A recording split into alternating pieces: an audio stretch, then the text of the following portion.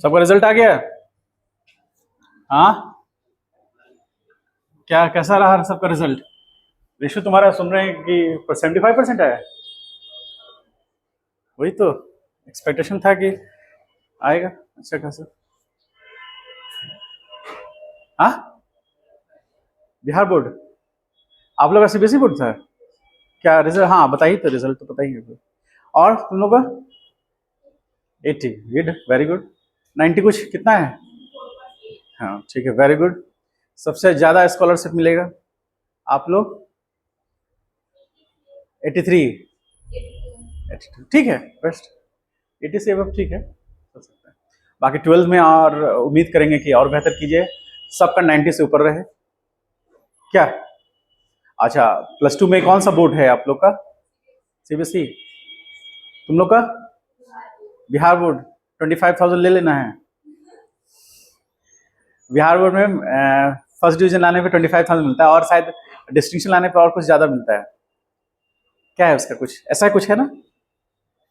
हाँ नहीं ठीक है, अभी बिहार बोर्ड सही है, कोई इशू नहीं है, टाइम पर रिजल्ट दे रहा है सब कुछ, अच्छी बात। क्या समझ गए? चलिए तो हम लोग स्टार्ट करते हैं आज वेक्टर। अच्छा एक चीज और बता देते हैं, यदि आपने परसेंट आप मार्क्स से आप सेटिस्फाइड नहीं है तो ऐसा कोई इशू नहीं है, क्योंकि ये 10th है, इसके बाद 12 होगा। और एक चीज आप जान लीजिए, कोई भी स्टूडेंट, वो नीट के स्टूडेंट हो या जेई के स्टूडेंट हो या सिर्फ +2 के स्टूडेंट हो, मार्क्स अच्छा आने या कम आने से कुछ फर्क नहीं पड़ने वाला। कोई स्टूडेंट ये नहीं कह सकता है कि सर मेरा 99.6% आया है तो हमको नीट एग्जाम देने की जरूरत नहीं है, मेरा डायरेक्ट एम्स में एडमिशन हो जाएगा। कोई कह सकता है क्या? नहीं कह सकता है। या कोई स्टूडेंट ये भी नहीं कह सकता कि सर मेरा 99.8% आया है, अब हमको जेई मेंस देने की जरूरत नहीं है, मेरा आईआईटी में ऐसे ही एडमिशन हो जाएगा। कोई कह सकता है क्या? क्या ऐसा कभी सुने हैं कभी? इसका मतलब ये है कि जो भी कॉम्पिटेटिव एग्जाम है जिसके थ्रू आप ग्रेजुएशन में, अंडर ग्रेजुएट जॉब में, अंडर ग्रेजुएट में एडमिशन लीजिएगा, या वो मेडिकल हो या इंजीनियरिंग हो, उसमें आपका बोर्ड का रिजल्ट मायने नहीं रखता है। आपने उसमें मेहनत करके जो एग्जाम में क्वालिफाई किया है वो रैंक मालूम मायने रखता है, ठीक है? क्योंकि उस समय जो कंपटीशन होगा उन सब से होगा, जिनका 98% है उनसे भी होगा, जिनका 50% है उनसे भी होगा, तो वहां पर प्लेटफॉर्म बराबर है, ठीक है? अब मायने रखता है कि ये 2 साल जो है वो इसलिए इंपॉर्टेंट है क्योंकि यही चीज आपको वहां पर रैंकिंग देगा, ठीक? एक प्लस पॉइंट क्या है कि जो बच्चे नीट या जेई का प्रिपरेशन कर रहे हैं और उसमें वो अच्छा कर रहे हैं, तो उनका ये भी बाय डिफॉल्ट मान सकते हैं आप कि बोर्ड का रिजल्ट भी बेहतर होगा। इन जनरल, एक्सेप्शनल की बात नहीं कर रहे हैं, इन जनरल कोई स्टूडेंट जो जेई मेंस क्वालिफाई करने जा रहा है या नीट क्वालिफाई करने जा रहा है, उसका बोर्ड में भी मार्क्स अच्छा रहता है, ठीक है? अच्छा परसेंट रहता है। क्यों? क्योंकि सिलेबस वही है, बस थोड़ा तरीका अलग है। वहां पर कन्वेंशनल नहीं है, नीट जेई में कन्वेंशनल एडवांस में मिलेगा आपको, और बोर्ड में आपको कन्वेंशनल भी लिखना है, मतलब सब्जेक्टिव इसको बोलते हैं वो। बस अंतर इतना ही है, कॉन्सेप्ट तो दोनों में सेम है या नहीं? जैसे वहां पर भी डायपोल मोमेंट पढ़ना है, मतलब 12 कट पोर्शन बता रहे हैं, और 12th में भी पढ़ना है, नीट जेई के लिए भी पढ़ना है। जो अभी हम पढ़ा रहे हैं वेक्टर, तो वेक्टर आपको नीट जेई के लिए भी पढ़ना है, बोर्ड के लिए भी पढ़ना है, ठीक है? और ये कभी मन में मत सोचिएगा कि 11th का पोर्शन थोड़ी ना बोर्ड एग्जाम में पूछेगा। 11th का पोर्शन जो पढ़ रहे हैं उसका एप्लीकेशन बोर्ड एग्जाम में पूछेगा। वो इस तरह से डिजाइन किया हुआ है कि डायरेक्ट वेक्टर नहीं पूछेगा, वेक्टर का एप्लीकेशन पूछेगा। तो वेक्टर का एप्लीकेशन कैसे आएगा आपको? जब तक वेक्टर नहीं आएगा एप्लीकेशन नहीं आएगा। इसलिए फ्रॉम द बिगिनिंग आपका पहला टॉपिक से ही आपका बोर्ड के लिए प्रिपरेशन शुरू हो गया, और साथ ही साथ आपका जेईई नीट के लिए भी प्रिपरेशन शुरू हो गया। क्यों? क्योंकि इसी में ये जो आप पढ़ रहे हैं यही चीज जाके अप्लाई होगा आगे जाकर क्वेश्चंस बनाने में, और हम लोग अप्लाई करेंगे, देखेंगे उसमें, ठीक है? तो हम लोग स्टार्ट करते हैं वेक्टर से आज। तो वेक्टर में हम लोग सबसे पहले हेडिंग दे दीजिए वेक्टर, ठीक है? आज आपका 11th का पहला टॉपिक स्टार्ट हो गया।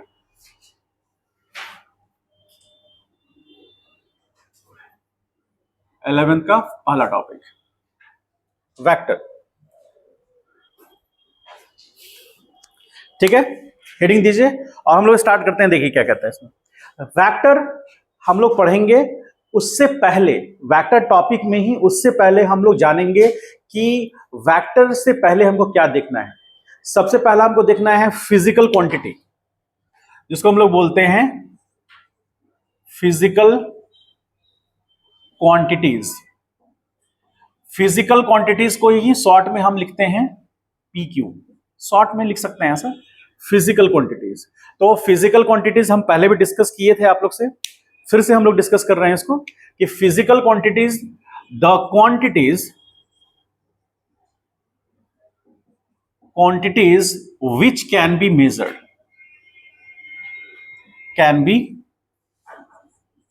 measured, मतलब ऐसा क्वांटिटी जो हम मेजर कर सकते हैं।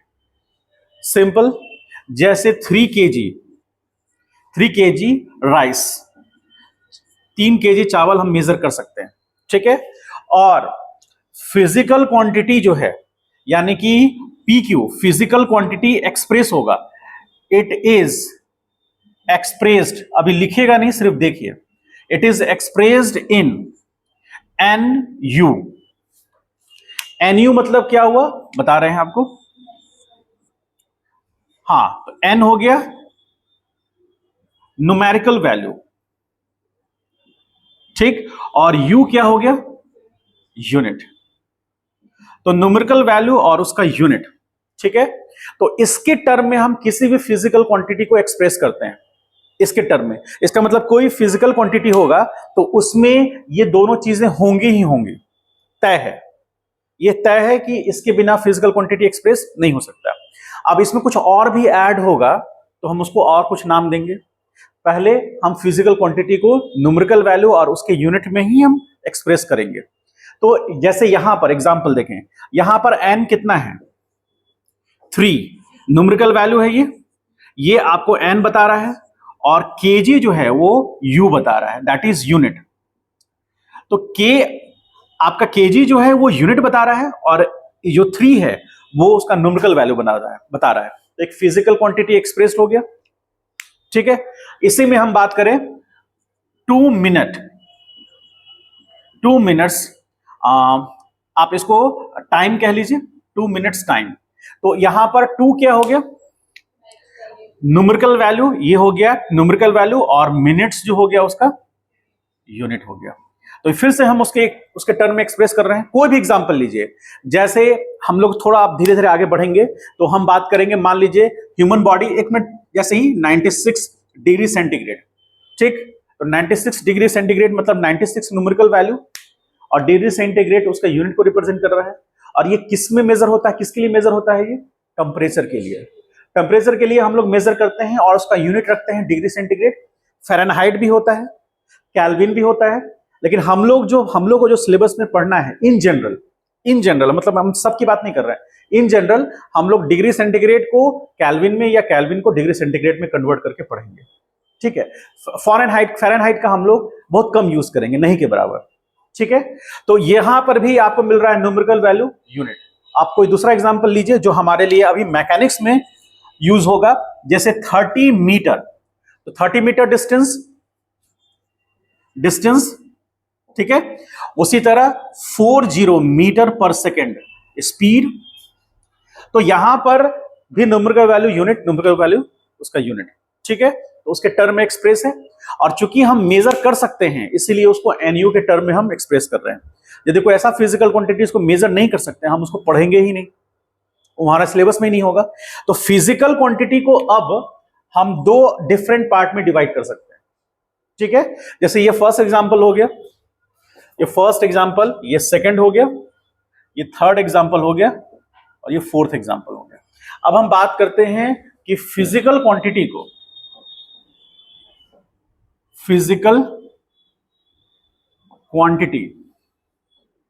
तो फिजिकल क्वांटिटी को हम 2 अलग पार्ट में डिवाइड कर सकते हैं। एक हो गया स्केलर, ठीक है, first scalar, and second is vector. मतलब ऐसा फिजिकल क्वांटिटी जिसको हम मेजर कर पा रहे हैं, फिजिकल क्वांटिटी है, उसको हम 2 पार्ट में डिवाइड किए। तो आपको मैंने क्या बोला था कि न्यूमेरिकल वैल्यू और उसका यूनिट तो रहेगा ही रहेगा, क्योंकि वो फिजिकल क्वांटिटी स्केलर में भी होगा, वेक्टर में भी होगा, क्योंकि वो फिजिकल क्वांटिटी है। तो वेक्टर भी फिजिकल क्वांटिटी है और स्केलर भी। तो अब हमको ये समझना है, यहां पर स्केलर में यहां पर simply those physical quantity which is completely expressed in nu form। मतलब समझ में आया? ऐसा फिजिकल क्वांटिटी जो कंप्लीटली एक्सप्रेस्ड हो जाता है एनयू के फॉर्म में, मतलब न्यूमेरिकल वैल्यू और उसके यूनिट में, बाकी उसके अलावा कुछ बताने की जरूरत नहीं है। उसका न्यूमेरिकल वैल्यू पता होगा, उसका यूनिट पता होगा, वो फिजिकल क्वांटिटी एक्सप्रेस्ड हो जाएगा। जैसे जैसे मैंने यहां क्या लिखा है, 30 मीटर डिस्टेंस, ठीक है, और इसका मतलब ये हो गया कि 30 उसका न्यूमेरिकल वैल्यू, मीटर उसका यूनिट हो गया, डिस्टेंस एक्सप्रेस्ड हो गया।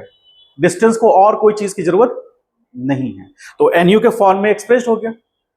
ठीक है, मतलब इसको हम एक और कैसे लिख सकते हैं पॉइंट से, कि एनयू फॉर्म में और हैविंग मैग्नीट्यूड ओनली, मतलब ऐसा फिजिकल क्वांटिटी जिसके पास सिर्फ क्या होगा, मैग्नीट्यूड होगा, उससे फिजिकल क्वांटिटी को हम क्या बोलेंगे, स्केलर, क्योंकि एनयू वैल्यू ही मैग्नीट्यूड कहलाता है, magnitude of the physical quantity. जो फिजिकल क्वांटिटी है उसका मैग्नीट्यूड कहलाता है एनयू। तो उसमें हम एक्सप्रेस कर दिए इसको। ठीक है, अब इसमें एग्जांपल हम ऐसा समझें कि अब हम बात करेंगे वेक्टर का, तो वेक्टर में हम हल्का सा अंडरस्टैंडिंग ये रखते हैं कि इसका मतलब है कि वेक्टर जो है वो स्केलर से कुछ मामलों में अलग है। इसका मतलब न्यूमेरिकल वैल्यू तो उसमें भी है, यूनिट उसमें भी है, लेकिन एक चीज और उसमें ऐड करना पड़ेगा, डायरेक्शन। और फिर हम जब आगे पढ़ेंगे तो एक चीज और ऐड करेंगे उसमें, क्या बोलिए, पढ़े ना, बताओ। देखिए, न्यूमेरिकल वैल्यू यूनिट उसका मैग्नीट्यूड हो गया, उसका डायरेक्शन, दो चीज आप बता दिए, न्यूमेरिकल वैल्यू यूनिट मैग्नीट्यूड हो गया, एक ही हो गया, डायरेक्शन आपने दो चीज बता दिया। तीसरा चीज हम लोग बात करेंगे कि वो वेक्टर्स लॉ को फॉलो करना चाहिए। ऐसे बहुत सारे फिजिकल क्वांटिटी हैं जिनके पास मैग्नीट्यूड भी है, डायरेक्शन भी है, लेकिन वो वेक्टर्स लॉ को फॉलो नहीं करता है। ठीक है, उसका बहुत सिंपल एग्जांपल देके हम आगे बताएंगे आपको। अभी आप यहां पर सिर्फ ये देखिए कि ये सीक्वेंस हम ले रहे हैं किसके लिए, स्केलर के लिए। स्केलर के लिए न्यूमेरिकल वैल्यू उसका और यूनिट सफिशिएंट है उसको एक्सप्रेस करने के लिए। अब जैसे हम आपको एक छोटा सा एग्जांपल लेके बताए कि मान लीजिए कि आपको आपके घर हमको जाना है, हम जनरली ये एग्जांपल लेते हैं, बहुत ही कॉमन एग्जांपल है। आपके घर मुझे जाना है, मान लीजिए इंस्टीट्यूट से आपका घर 5 किलोमीटर है। ठीक है, तो 5 किलोमीटर, तो 5 हो गया न्यूमेरिकल वैल्यू और किलोमीटर हो गया उसका यूनिट। तो ये तो स्केलर क्वांटिटी हुआ। तो आपके घर जाना है तो हम 5 किलोमीटर चले गए, लेकिन तभी भी हम आपके घर नहीं पहुंच सकते। ठीक है, क्योंकि आपके घर पहुंचने के लिए हमको डायरेक्शन का पता होना जरूरी है। मान लीजिए आपका घर यहां से नॉर्थ है 5 किलोमीटर पे, और लेकिन हम 5 किलोमीटर साउथ चले जाएंगे तो हम आपके घर पहुंच नहीं पाएंगे। तो न्यूमेरिकल वैल्यू यूनिट तो है, यानी मैग्नीट्यूड तो है, लेकिन हम तभी भी आपके घर को एक्सप्रेस नहीं कर पा रहे हैं, कि आपके घर के लोकेशन को हम एक्सप्रेस नहीं कर पा रहे हैं, या आपके घर के लोकेशन पे पहुंच नहीं पा रहे हैं। इसका मतलब है कोई और फैक्टर भी है जो जरूरी है ये डिसाइड करने के लिए कि आपका घर कहां पर है। मेरी बात समझ में आए? और वो फैक्टर क्या ऐड करना पड़ेगा, डायरेक्शन। आपका घर 5 किलोमीटर है, स्केलर वैल्यू है, आपके घर पहुंचना है, तो हमको उसका डायरेक्शन भी पता होना चाहिए। इसका मतलब है कि थर्ड फैक्टर हमको ऐड करना पड़ेगा जो उसका डायरेक्शन है। तो हम इसमें वेक्टर में सिंपली लिखते हैं, अभी हम इसको एक बार और एक्सप्रेस करेंगे। तो वेक्टर में लिखते हैं the physical quantity which requires magnitude, तो मैग्नीट्यूड मतलब nu, which requires magnitude as well as fixed direction। ठीक, तो हमें इसके लिए क्या चाहिए, वेक्टर में हमारे पास दो फैक्टर है, मैग्नीट्यूड हो गया फर्स्ट फैक्टर और डायरेक्शन हो गया सेकंड फैक्टर। और स्केलर में कंप्लीट एक्सप्रेशन एनएन फॉर्म, यानी magnitude that is first factor. तो वेक्टर के लिए दो फैक्टर जरूरी है, स्केलर के लिए एक फैक्टर जरूरी है। ठीक है, तब हम उसको एक्सप्रेस कर सकते हैं। तो इसमें यदि हम एग्जाम्पल में यहां लिखें, एग्जाम्पल में 30 किलोमीटर डिस्टेंस, ठीक है, तो यहां पर हमको डिस्टेंस, तो यहां 30 किलोमीटर डिस्टेंस लिखे, यहां पर क्या लिखना पड़ेगा, यहां पर एग्जाम्पल में 30 किलोमीटर किलोमीटर डिस्प्लेसमेंट इन, या फिर 30 kilometre distance, distance in north direction. North direction में लिखने का मतलब क्या हुआ कि हमारे दो फैक्टर बोले थे, तो 30 किलोमीटर पहला फैक्टर हो गया और नॉर्थ डायरेक्शन सेकंड फैक्टर हो गया। तब हम वेक्टर को डिफाइन कर पा रहे हैं। यदि 30 किलोमीटर सिर्फ लिख देंगे तो वो उसका मैग्नीट्यूड रिप्रेजेंट करेगा। इसका मतलब है कि 30 किलोमीटर जो डिस्टेंस है that is simply replicated by scalar value. वो सिंपली क्या रिप्रेजेंट कर रहा है, स्केलर वैल्यू को रिप्रेजेंट कर रहा है। और जब हमने उसमें डायरेक्शन को इंट्रोड्यूस कर दिया तो यही स्केलर वैल्यू को मिल गया एक डायरेक्शन, और ये कंप्लीटली क्या बन गया, वेक्टर बन गया। इसका मतलब है कि वेक्टर हमारे लिए दो डिफरेंट पार्ट में डिवाइड कर सकते हैं उसको, पहला मैग्नीट्यूड और दूसरा डायरेक्शन। तो वेक्टर डिफाइंड हो जाएगा। समझ पाए इतना तक? तो यहां से यहां तक पहले अच्छे से लिख लीजिए, फिर हम लोग आगे बढ़ते हैं।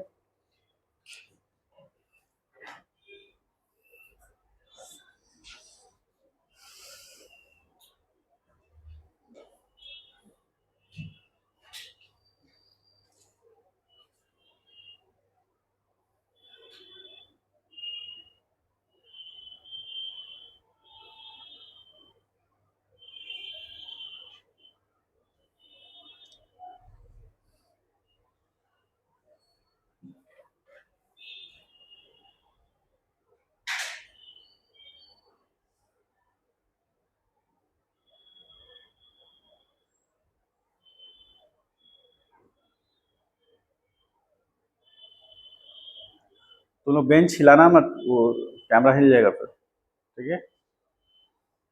तुम लोग नहीं, ये वाला बेंच। कोई डाउट है तो बोलिए।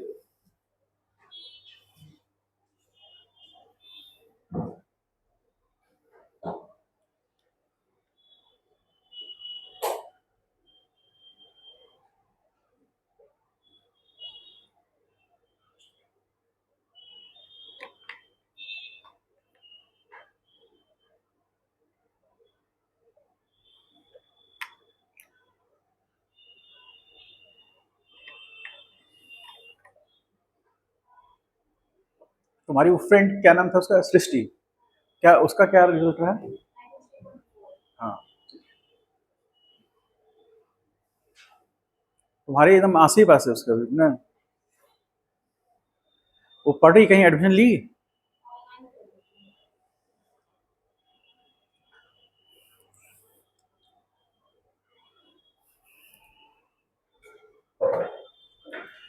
चलिए, अच्छे से आप लोग फिर आगे बढ़िए।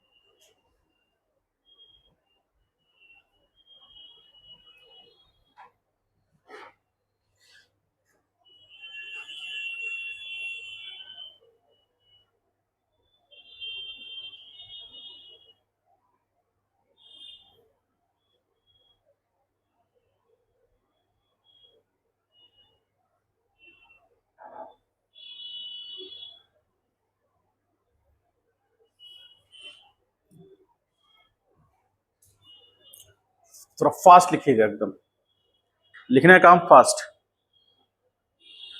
किन्हीं को कोई डाउट है अभी पूछ सकते हैं, क्लियर है उसको? चलिए, मेरी बात समझ में आ रही है?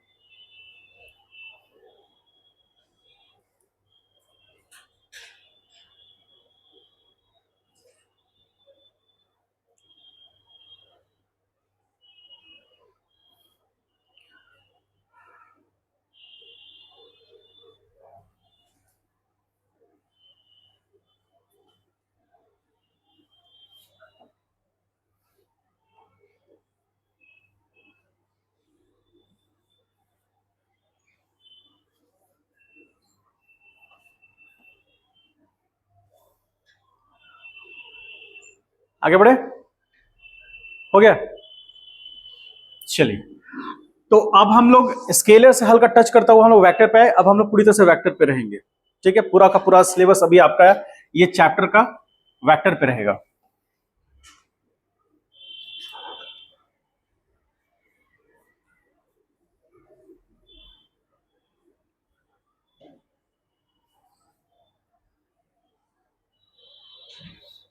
देखिए,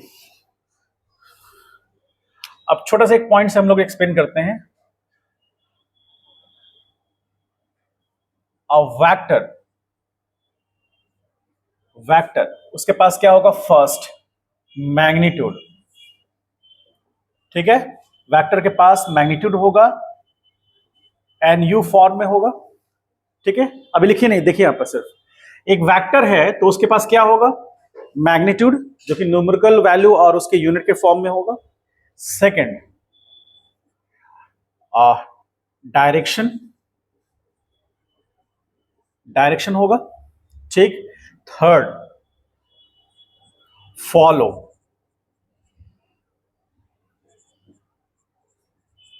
फॉलो वेक्टर्स लॉ, ठीक है?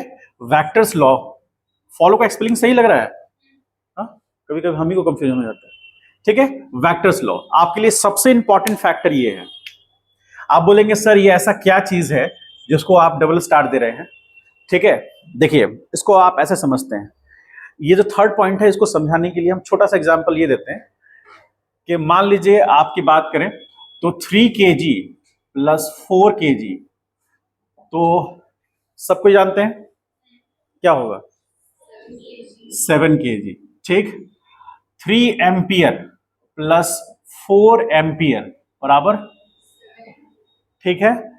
3 coulomb plus 4 coulomb is equal to 7 coulomb. अब आ जाइए, 3 newton plus 4 newton is equal to 7 newton. May be और मे नॉट बी। अब यहां पर क्या कहानी हुआ? देखिए, एक चीज को समझिए, ध्यान से समझिएगा, फोकस्ड होकर के। अब ये की पॉइंट यहां से निकल के आएगा एक, ठीक है? अभी इसमें हम और चेंजेस भी करते जाएंगे आगे। ये फर्स्ट, सेकंड, थर्ड और फोर्थ। फर्स्ट, सेकंड, थर्ड में क्या हुआ? फर्स्ट, सेकंड, थर्ड एग्जांपल में सिंपल एक स्केलर क्वांटिटी है और वैसा ही सेम स्केलर क्वांटिटी ये भी है। मतलब जो न्यूमेरिकल वैल्यू यूनिट इसका है, तो न्यूमेरिकल वैल्यू में सिर्फ चेंज है, यूनिट सेम है। तो सेम यूनिट के फिजिकल क्वांटिटी को हम ऐड कर दिए, यहां भी सेम यूनिट के फिजिकल क्वांटिटी को ऐड कर दिए, यहां पर भी वही काम किए। चूंकि ये स्केलर था इसलिए डायरेक्टली सिंपल एल्जेब्रिक एडिशन से हम उसको ऐड कर दिए। सिंपल एल्जेब्रिक एडिशन क्या कहता है? 3 + 4 7 होगा, 10 + 10 20 होगा, 7 + 4 कितना होगा? 11 होगा। ये सिंपल एल्जेब्रिक एडिशन हुआ। लेकिन जब हम बात करते हैं वेक्टर का, क्योंकि हमको पता है फोर्स कैसा फिजिकल क्वांटिटी है, वेक्टर है, आप लोग पढ़े हैं, 9th क्लास में पढ़ चुके हैं उसको। तो फोर्स एक कैसा फिजिकल क्वांटिटी है? वेक्टर है। तो 3 न्यूटन प्लस 4 न्यूटन, यहां 7 न्यूटन लिखे हैं, मे और मे नॉट बी। अब 7 न्यूटन की जगह पर ये 1 न्यूटन भी हो सकता है, ठीक है? क्योंकि ऐसा हो सकता है कि 3 न्यूटन प्लस 4 न्यूटन मिल करके 1 न्यूटन आ जाए। हम अभी बताते हैं कैसे आएगा। 3+4 7 भी हो सकता है, 3+1 1 भी हो सकता है। चूंकि यह वेक्टर क्वांटिटी है इसलिए सिंपल एल्जेब्रिक एडिशन से हम उसको ऐड नहीं कर सकते। तो आप बोलिएगा सर क्यों नहीं कर सकते, 3+4 तो 7 लिख ही दिए हैं आप। ये सिंपल एल्जेब्रिक एडिशन से नहीं आया है 3+4 = 7, ये सिंपल एल्जेब्रिक एडिशन से नहीं आया है। आपको लग रहा है कि वो आया है लेकिन आया नहीं वो। और 3+4 1 कैसे आ गया, तो ये ऑब्वियसली सिंपल एल्जेब्रिक एडिशन होता तो 3+4 कभी भी 1 नहीं होता। कभी होता है? नहीं होता, वो साथ ही होता।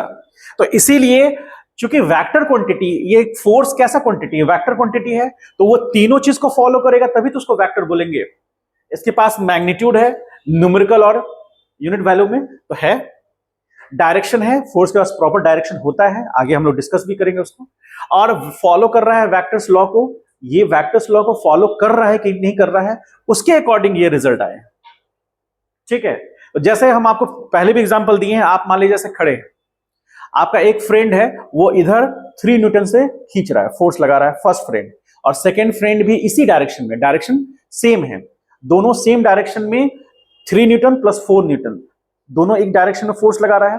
तो आपका बॉडी जो है वो पॉजिटिव एक्स या जो भी इस डायरेक्शन को मानिए उसमें आपका बॉडी 7 न्यूटन से आगे जाएगा, जाएगा ना। आप 4 + 3 ऐड करेंगे तो ये पूरा 7 न्यूटन का बॉडी पर फोर्स लगेगा और आपका बॉडी तेजी से उधर जाएगा। तो यहां पर क्या हुआ, 3 + 4 7 हो गया, ठीक है। लेकिन आपका जो एक फ्रेंड है, मान लीजिए कि 3 न्यूटन जिसका जो फोर्स लगा रहा था, उसने अपना डायरेक्शन उल्टा कर लिया, तो अभी 4 न्यूटन इधर लग रहा है, 3 न्यूटन इधर लग रहा है, तो 4 न्यूटन 3 न्यूटन। अब आपका बॉडी पे जो फोर्स लगेगा वो कितना न्यूटन का लगेगा, लग तो रहा है 3 + 4, लेकिन उसका नेट जो रिजल्ट निकल के आएगा वो 1 न्यूटन होगा, और 1 न्यूटन उधर होगा जिधर 4 न्यूटन का फोर्स लग रहा है, डायरेक्शन उसका उधर होगा। तो आपका एक फ्रेंड मान लीजिए 4 न्यूटन इधर लगा रहा है, 3 न्यूटन इधर लगा रहा है। अब रिजल्ट क्या हुआ, आपके बॉडी पर 1 न्यूटन का फोर्स लग रहा है, और आपका बॉडी पहले जो 7 न्यूटन के फोर्स से जा रहा था अब 1 न्यूटन के फोर्स से जाएगा, तो स्पीड स्लो हो जाएगा और उसी डायरेक्शन में जाएगा जिधर नेट फोर्स लग रहा है। तो 3 + 4 इस केस में क्या हुआ, 1 हुआ। क्यों हुआ, हाँ, इसका मतलब है कि डायरेक्शन डोमिनेट कर गया जो यहां पर कहीं नहीं था। तो डायरेक्शन डोमिनेट कर गया मतलब डायरेक्शन के चेंज करने से आपके फोर्स का जो मैग्नीट्यूड है उसमें चेंज आ गया, यानी फोर्स में चेंजेस आ गया। तो इसका मतलब यह है कि ये चीजें तो ठीक हैं, ये चीजें ठीक हैं, वेक्टर्स लॉ को भी फॉलो करना चाहिए, क्योंकि वेक्टर्स लॉ ये बताएगा कि क्यों 1 न्यूटन होगा। आगे हम लोग इसको पढ़ेंगे पूरा, सिंपल अलजेब्रिक एडिशन से काम नहीं चलेगा, आगे हम लोग पूरा का पूरा वेक्टर्स लॉ पढ़ेंगे। ठीक है, जो वेक्टर्स का पूरा लॉ पढ़ेंगे तो कौन कौन पढ़ेंगे, जो अलजेब्रिक लॉ हैं वेक्टर्स के, एक vector addition, vector subtraction, vector multiplication. ठीक है, जैसे हम लोग पढ़ते हैं अलजेब्रा में एडिशन, सब्ट्रैक्शन, मल्टीप्लिकेशन, डिवीजन पढ़ते हैं ना बेसिकली, तो यहां पर हम डिवीजन नहीं पढ़ेंगे। क्यों नहीं पढ़ेंगे, क्योंकि आप ऐसे समझ लीजिए कि मल्टीप्लिकेशन में ही डिवीजन आ गया,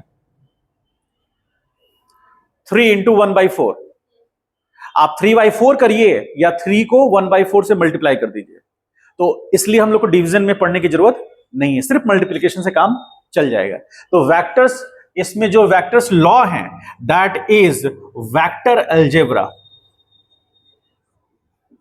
वेक्टर अलजेब्रा। तो वेक्टर अलजेब्रा में पहला है वेक्टर एडिशन, तो वेक्टर ऐड कैसे होगा, सेकंड होगा वेक्टर सब्ट्रैक्शन,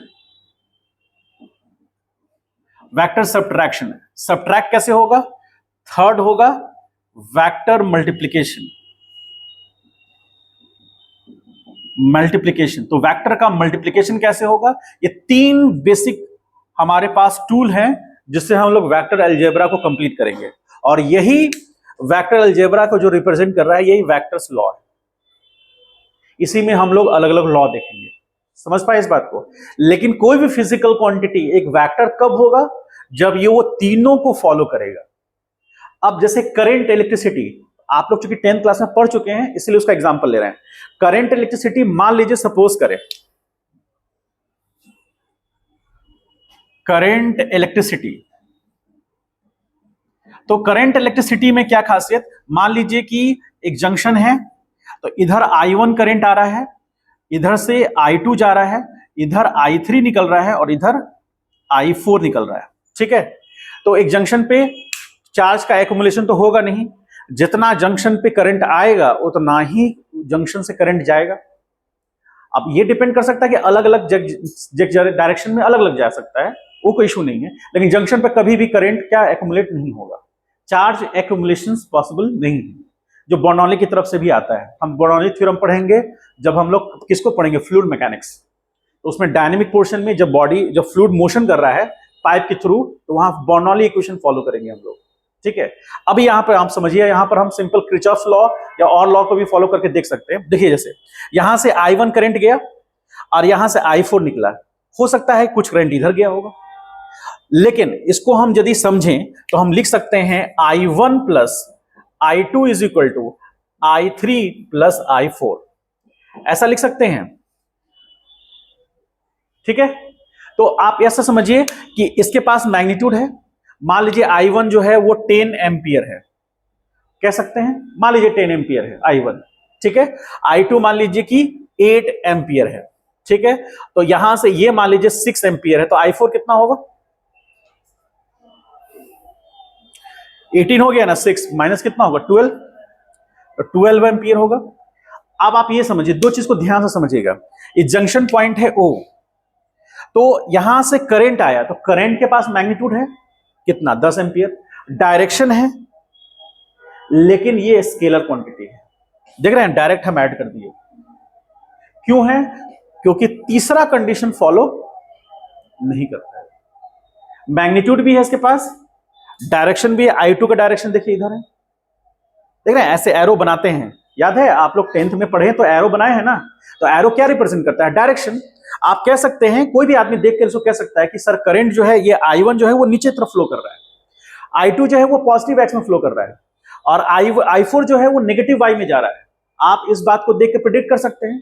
तो एक ऐसा क्वांटिटी जिसके पास मैग्नीट्यूड है, कैसे, 10 एम्पियर, 10 हो गया उसका न्यूमेरिकल वैल्यू, एम्पियर उसका यूनिट वैल्यू हो गया, डायरेक्शन है, लेकिन वो वेक्टर्स लॉ को फॉलो नहीं करता है, इसीलिए हम उसको डायरेक्टली सिंपल एल्जेब्रिक से ऐड कर दिए।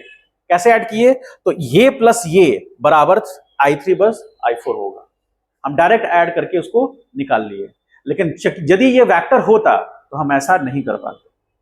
बात समझ में आया, तो ये वेक्टर्स लॉ का जो है वो रोल है, जिसका कारण से हम इसको ऐड नहीं कर सकते। ठीक है, तो ये वेक्टर का हो गया, मतलब वेक्टर क्यों पढ़ना है हमको, और वेक्टर्स के ये लॉ क्या मायने रखते हैं, हम अभी वो बताएं।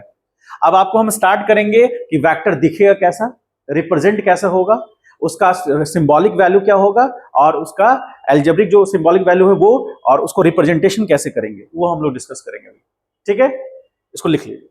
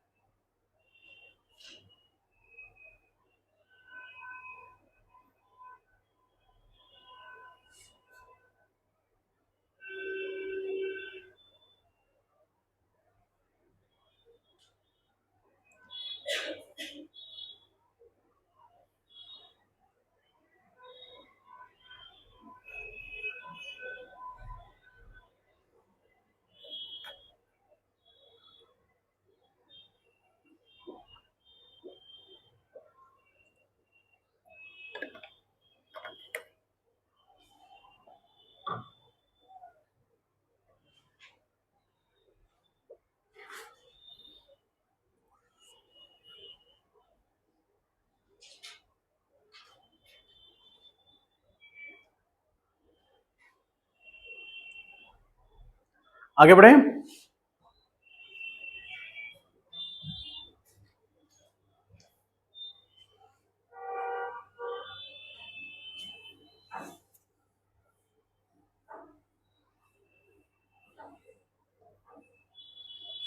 यहां पर इसको ऐसे थोड़ा साइड में लिख लीजिएगा।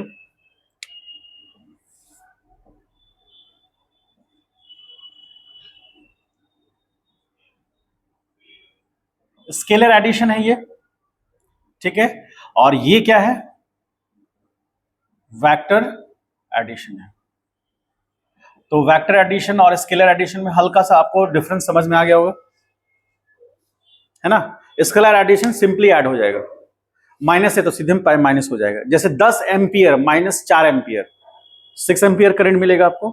या मान लीजिए 10 माइक्रोकूलम चार्ज है, उसमें से हम -2 माइक्रोकूलम चार्ज कर दें, तो उसको ऐड कर दें तो आपको वो माइनस होगा और वो 8 माइक्रोकूलम चार्ज होगा ना। जैसे मान लीजिए कि एक एटम है, उसमें 10 माइक्रोकूलम चार्ज है, प्लस चार्ज है, और 10 माइक्रोकूलम ही नेगेटिव यानी कि इलेक्ट्रॉन है। तो वो जो एटम होगा वो इलेक्ट्रिकली न्यूट्रल होगा कि नहीं होगा। कैसे किए, ऐड कर दिए, तो ऐड होने में क्या हो गया, उतना ही इलेक्ट्रॉन था उतना ही प्रोटॉन था, ऐड होकर 0 हो गया, इलेक्ट्रिकली न्यूट्रल हो गया। तो इसका मतलब ये थोड़ी ना हुआ कि वहां पर इलेक्ट्रॉन नहीं है लेकिन न्यूट्रल है, इसका मतलब उतना ही प्रोटॉन उसको बैलेंस कर दिया। तो ठीक है, वो हम लोग ऐसे ही उसको स्केलर वैल्यू की तरह ऐड कर लेते हैं। यदि वेक्टर होता तो हमको डायरेक्शन देखना पड़ जाता। अब हम लोग वही चीज आगे करने वाले हैं। तो वेक्टर दिखेगा कैसा, रिप्रेजेंट कैसे होगा, हम लोग अपने उसको अपने नोटबुक में या बुक में हम उसको रिप्रेजेंट कैसे करेंगे, अभी हम वो देख रहे हैं। फिर रिप्रेजेंट करेंगे, फिर आगे उसके प्रॉपर्टीज को फॉलो करेंगे। प्रॉपर्टीज मतलब कैसा वो उसका बिहेवियर है, ठीक है। आइए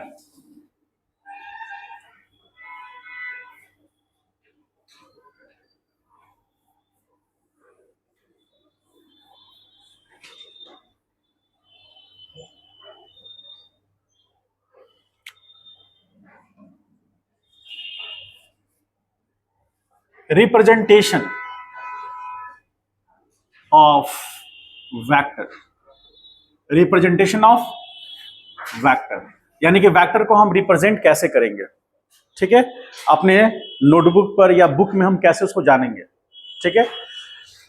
तो एनसीईआरटी में आप जाइएगा, एनसीईआरटी में आप जाइएगा तो आपको पता चलेगा उसमें कि मान लीजिए कोई लेटर है, कोई अल्फाबेट है, अल्फाबेट, ठीक है, कोई अल्फाबेट है, तो क्या लिखते हैं उसमें, मान लीजिए ए, तो ए को हाईलाइट कर दिया हमने डार्क कलर से, एकदम डार्क कलर से कर दिया, ठीक है। कैपिटल लेटर में ए लिख दिया या स्मॉल लेटर में भी हो सकता है। तो कैपिटल लेटर और डार्क कर दिया तो वो वेक्टर को रिप्रेजेंट कर रहा है, ठीक है। मान लीजिए कि हम सी लिखते हैं तो सी को डार्क कर देंगे। ये किसके अकॉर्डिंग है, एनसीईआरटी के अकॉर्डिंग। यदि आप आर लिख रहे हैं तो आर को हम डार्क कर दे रहे हैं, तो ये रिप्रेजेंट करेगा किसको, वेक्टर को। तो वेक्टर को हम लोग जो अल्फाबेट्स हैं हम उसमें रिप्रेजेंट करते हैं, ठीक है। या आर कह लीजिए, सी कह लीजिए, या कोई भी न्यूमेरिकल वैल्यू, कोई भी आप अल्फाबेट सकते हैं, जेड भी होता है, एक्स भी होता है, सब होता है। अब हम लोग अपने कॉपी में हम बार बार डार्क तो करते चलेंगे नहीं, हम लोग अपने कॉपी में क्या करेंगे, उसको इसी को ए लिख देंगे, सी लिखेंगे, आर लिख दिए, तो हम अपने कॉपी में कैसे रिप्रेजेंट करेंगे, सिंपल उसको लेटर लिखेंगे, उसके ऊपर में एरो दे देंगे, तो ये हो गया उसका रिप्रेजेंटेशन, ठीक है। इसको हम लोग बोलते हैं सिंबॉलिक, सिंबॉलिक रिप्रेजेंटेशन, सिंबल से रिप्रेजेंट कर दिए। समझ पाए इस बात को। और यदि उसका हम एरो हटा देंगे, यदि हम सिंपल ए लिखेंगे, तो ये क्या रिप्रेजेंट करेगा उसका, हाँ, मतलब उसका सिर्फ मैग्नीट्यूड, क्योंकि वेक्टर है तो उसके पास दोनों चीजें होंगी, मैग्नीट्यूड भी होगा, और ये हमेशा याद रखिएगा, पूरे के पूरे 11th पूरा 12th में ये आपको काम देगा। वेक्टर है तो दो चीज होगा, मैग्नीट्यूड, डायरेक्शन, और थर्ड नंबर पे आ जाएगा कि वो वेक्टर्स लॉ को फॉलो करेगा, ये तय है। यदि वो वेक्टर्स लॉ को फॉलो नहीं कर पाया तो वो वेक्टर होगा ही नहीं, भले ही उसके पास मैग्नीट्यूड और डायरेक्शन क्यों ना हो। और यदि वेक्टर है तो मैग्नीट्यूड डायरेक्शन तो होगा ही, ठीक है, तो अभी हम बात कर लेंगे यहां पर, तो यहां पर हम बात करें उसका डायरेक्शन नहीं है, इसके पास सिर्फ मैग्नीट्यूड है। ठीक है, यदि हम सी के ऊपर से एरो हटा देंगे तो वो सिर्फ क्या रिप्रेजेंट करेगा, मैग्नीट्यूड को। अब हम वेक्टर को ग्राफिकली, अब ये सिंबॉलिकली हो गया, अब हम ग्राफिकली रिप्रेजेंट कर रहे हैं, ग्राफिकल रिप्रेजेंटेशन।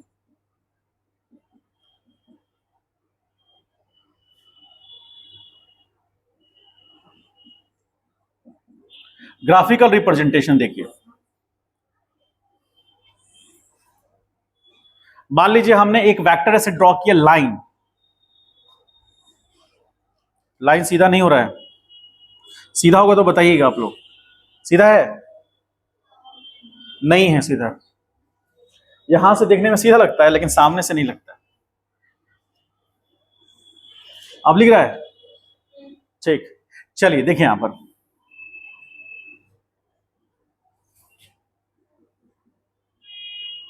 एरो देखा है आपने, एरो, तो ये जो पॉइंट है, इस पॉइंट को मान लीजिए ए और इस पॉइंट को मान लीजिए बी, जो राउंड पॉइंट बनाया हमने, तो ये उसका है टेल पॉइंट, ठीक, और ये क्या है, हेड पॉइंट, ठीक है, और ए से बी का दूरी, ए से बी का दूरी ये रिप्रेजेंट कर रहा है मैग्नीट्यूड, और किसके फॉर्म में होगा,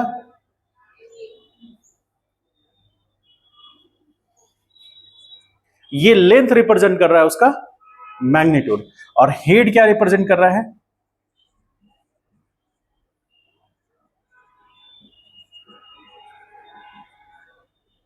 डायरेक्शन ऑफ वेक्टर। ठीक है, तो ये हो गया उसका ग्राफिकल रिप्रेजेंटेशन, एक लेंथ जिसका टेल पॉइंट और हेड पॉइंट होगा, और उसका लेंथ जो होगा वो उसका मैग्नीट्यूड को रिप्रेजेंट करेगा, और इसका नाम हम कुछ दे दें, तो मान लीजिए ए, तो इसको हम वेक्टर की तरह रिप्रेजेंट कर दिए। ठीक है, तो ये उस वेक्टर को सिंबॉलिकली रिप्रेजेंट कर रहा है, ये ग्राफिकली रिप्रेजेंट कर रहा है, और हेड का डायरेक्शन क्या बताएगा, डायरेक्शन उस वेक्टर का। ठीक है, अब छोटा सा एक बात कहें, एग्जाम्पल लेकर के, एक छोटा सा एग्जाम्पल, मान लीजिए कि ये एक वेक्टर है जिसको हम मान लेते हैं पी वेक्टर, ठीक है, और एक वेक्टर ये है, इसको हम बोल रहे हैं क्यू वेक्टर। ठीक है, तो हम दो पॉइंट लिखते हैं, फर्स्ट पॉइंट कि nu of P is greater than nu of Q. Second point लिख रहे हैं एनयू ऑफ, क्या बोलेंगे, P is less than nu of Q. Third point, nu of P is equal to nu of Q. Fourth point लिख रहे हैं nu of P is, क्या लिख सकते हैं, इज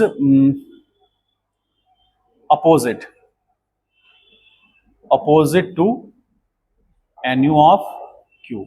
कौन सा विकल्प, दैट इज ऑप्शन,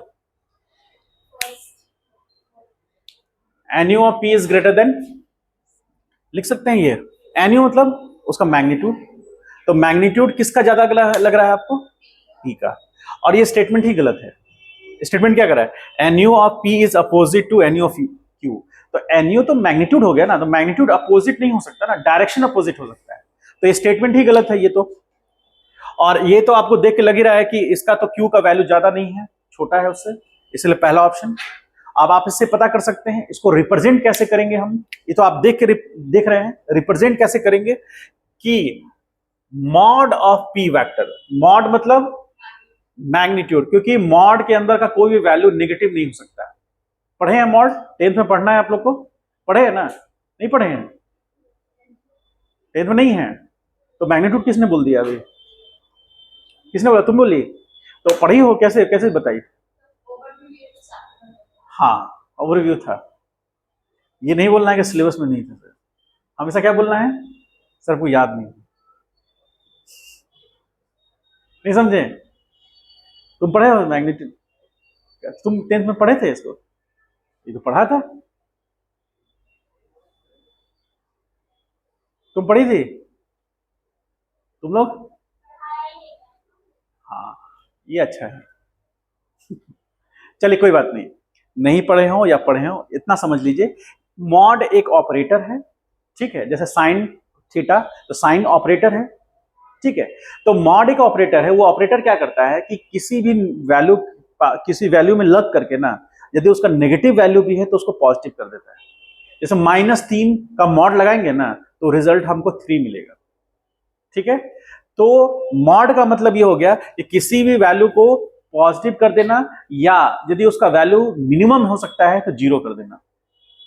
मतलब मॉड के अंदर का वैल्यू या तो पॉजिटिव होगा, मतलब मॉड के अंदर वैल्यू हम मान लो कोई नेगेटिव रख दिया तो रिजल्ट जो निकल के आएगा या तो वो पॉजिटिव होगा या 0 होगा, नेगेटिव नहीं हो सकता।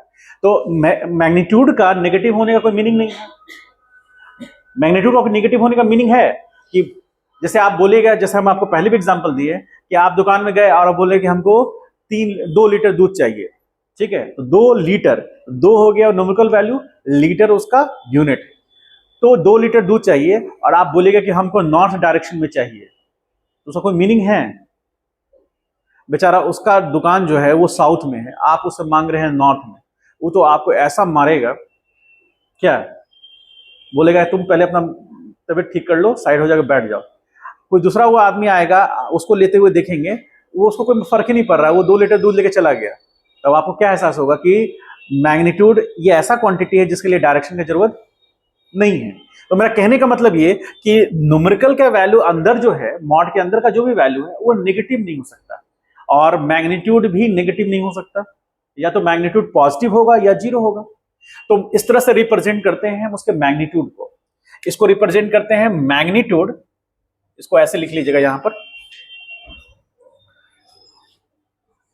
पी मॉड, इसका मतलब मैग्नीट्यूड,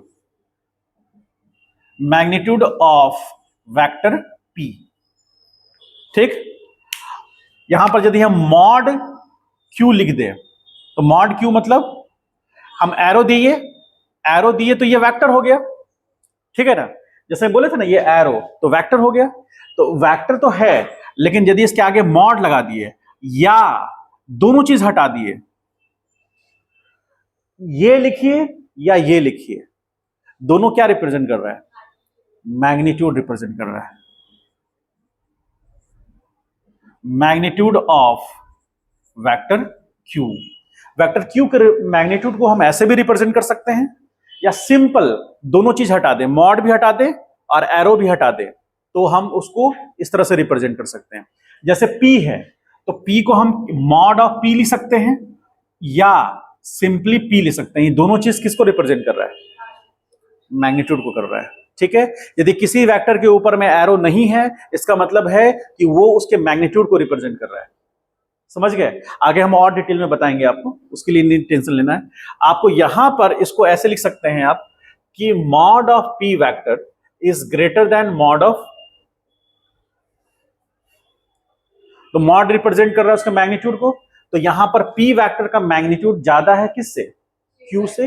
क्यों? क्योंकि आपको दिख रहा है कि जो लेंथ है वो किसको रिप्रेजेंट करता है? मैग्नीट्यूड को, तो लेंथ पी वेक्टर का ज्यादा है, यानी पी वेक्टर का मैग्नीट्यूड क्यू वेक्टर के मैग्नीट्यूड से ज्यादा है, इसीलिए हम ऐसा लिख सकते हैं, और वही चीज को हम ऐसे एक्सप्रेस कर दिए। समझ पाए? तो ये हो गया कौन सा? सिंबॉलिक रिप्रेजेंटेशन, और ये हो गया उसका ग्राफिकल रिप्रेजेंटेशन। ड्रॉ कर लीजिए, एक छोटा सा क्वेश्चन हो गया ये।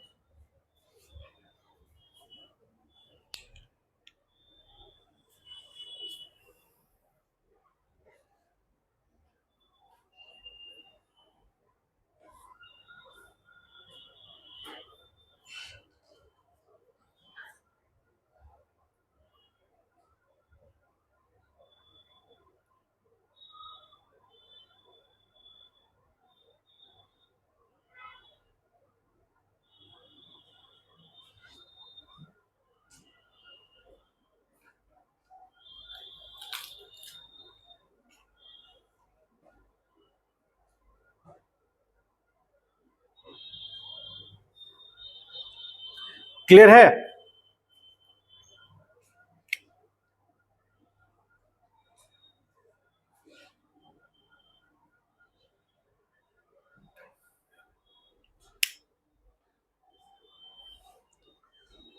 आज जाके आप एनसीईआरटी किताब खोलेंगे, आपको फर्स्ट चैप्टर में, या फर्स्ट चैप्टर नहीं, सेकंड चैप्टर या थर्ड चैप्टर में आपको नजर आएगा वेक्टर का, और आप देखिएगा उसमें डार्क कलर से रिप्रेजेंट किया गया है।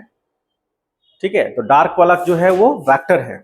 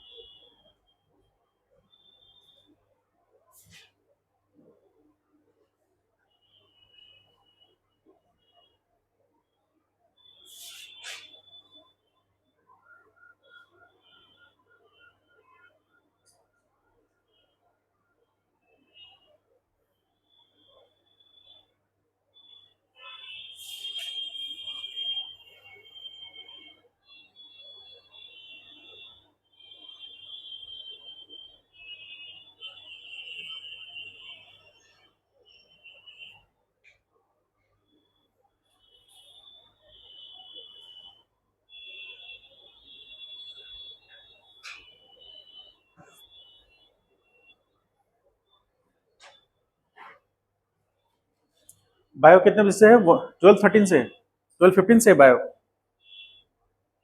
अब दोनों नहीं आई है।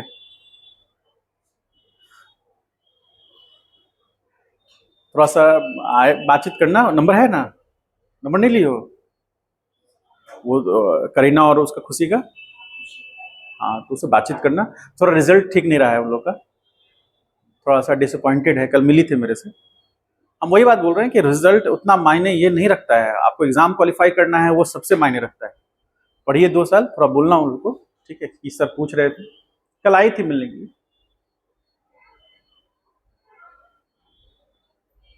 जैसे इसका एक्सपेक्टेशन कुछ ज्यादा था तो अभी उसको कम आया, तो इसका मतलब ये कि पढ़ना ये छोड़ देगा। हाँ, और मेहनत करना है क्या? क्या इशू? मेहनत और करना है, और मेहनत करना है कि लगे कि हाँ इस बार, अगले बार 12th बोर्ड में रीचेकिंग की जरूरत ही ना पड़े। 12 फेल मूवी देखे हैं आप लोग? देखे हैं ना? उतना भी ज्यादा कुछ नहीं है, मतलब उसमें थोड़ा सा हाइप करके बताया हुआ है, उतना भी ज्यादा नहीं है। जो आईपीएस हैं वो, उन्होंने खुद बोला कि इतना भी ज्यादा नहीं था। मतलब कहने का मतलब ये कि बिना स्ट्रगल के लाइफ में कुछ नहीं मिलेगा आपको। ये आप अच्छे से समझ लीजिए कि सेफ जोन में रह करके कुछ नहीं मिलेगा आपको, अपने आप को मतलब कि अनकंफर्टेबल जोन में लाना ही पड़ेगा, मेहनत करना पड़ेगा, उसको आदत बनाना पड़ेगा, तब आपको वो चीज हासिल होगा जो आप चाहते हैं। क्या? और उसके बावजूद भी उसमें भी फेल होगा आदमी, लेकिन फिर कोशिश करेगा। ठीक है, जो एक हायरार्की फॉलो होता है ना, सबसे हायरार्की क्या फॉलो होता है? हायरार्की समझते हैं ना? हायरार्की मतलब है सीक्वेंस। सबसे ऊपर हायरार्की फॉलो होता है कि रिस्पेक्ट। रिस्पेक्ट किसको मिलता है? जिसके पास पैसा होता है। पैसा किसके पास होता है? जिसके पास हुनर होता है। हुनर किसके पास होता है? जो मेहनत करता है। मेहनत कहां से आता है? मेहनत कहां से आता है? आपका विल पावर कितना है उससे आता है। और विल पावर कहां से आता है? बार बार गिर कर उठने से विल पावर जनरेट होता है। बार बार गलती होगा, आप कुछ बड़ा करने जाइएगा, गलती होगा, उससे फिर उठिएगा, फिर ठीक कीजिएगा, फिर गलतियां होंगी, विल पावर मजबूत होगा, तब जाकर के वो टॉप पोर्शन मिलेगा। इसलिए क्योंकि आप किसी भी बड़े आदमी को देख लीजिए, जो बड़ी नामी है, जो आप हम दोनों जानते हैं, ऐसे तो मेरे जानकारी में बहुत सारे लोग हैं जो जिसको आप नहीं जानते हैं, ठीक है, लेकिन आपके और मेरे जानकारी में दोनों के बहुत ऐसे ऐसे लोग हैं जिन्होंने बहुत कुछ खोया है, तब जाकर के उन्होंने वो चीज को पाया है। समझे? इसीलिए कह रहे हैं मेहनत तो लगातार करना पड़ेगा, और जिसका अच्छा परसेंट है उसको भी मेहनत करना पड़ेगा, जिसका कम परसेंट है उसको भी मेहनत करना पड़ेगा। ऐसा नहीं है कि बिना मेहनत किए मिल जाएगा। समझ गए? चलिए आज इतना ही रहने देते हैं, टाइम हो गया हम लोग का। ठीक है, इसको आप रिवाइज कीजिएगा। कल हम लोग जो चलेंगे, कल हम लोग इंटर कर जाएंगे properties of vector. Properties of vector मतलब वेक्टर का बिहेवियर कैसा होता है, वेक्टर कैसा बिहेव करता है, आखिर कैसे 3+4 7 हो गया, तो वो प्रॉपर्टीज को हम लोग समझेंगे। ठीक है, और उसके बाद फिर हम लोग आ जाएंगे वेक्टर अलजेब्रा में। ठीक है, तो लंबा मतलब 10-12 घंटे का क्लास रहेगा, मतलब 10-12 घंटे क्लास मतलब कल 10-12 घंटे, नेगेटिव मत सोच लीजिए, मतलब टोटल जो आवर्स इसमें कंज्यूम होंगे वो आपका 12 से 13 घंटा वेक्टर में कंज्यूम होगा। जैसे आज 1 घंटा हो गया, लगभग 10-11 घंटा और इसमें, तो वेक्टर कंप्लीट हो जाएगा। फिर हम लोग पढ़ेंगे क्या, mathematical physics, the mathematics which is used in physics, वो लगभग 10-12 घंटा चलेगा। तब आपका बेस मजबूत हो जाएगा। तब हम पढ़ेंगे कौन सा, मोशन अलोंग स्ट्रेट लाइन। ठीक है, इस तरह से चलिएगा, दिक्कत नहीं होगा। चलिए, मोहित आएगा अपना कर लेगा वो।